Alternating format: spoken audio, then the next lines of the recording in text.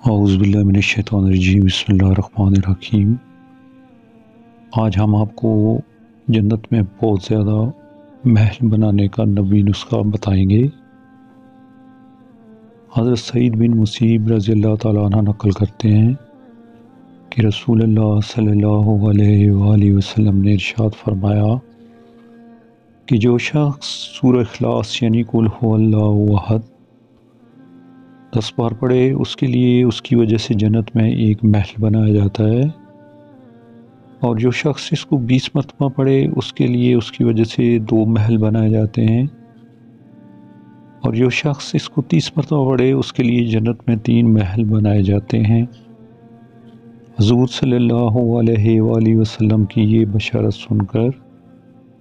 حضرت عمر بن خطاب رضی اللہ تعالیٰ عنہ کہنے لگے کہ خدا کی قسم، اے اللہ کے رسول، پھر ہم جنت میں اپنے بہت زیادہ محل بنا لیں گے۔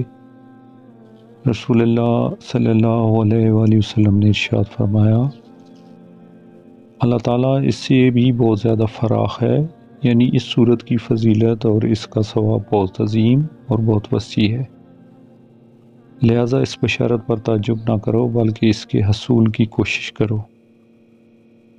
اللہ تعالیٰ ہم سب کو ان تمام باتوں پر عمل کرنے کی ہمت اور توفیق عطا فرمائے،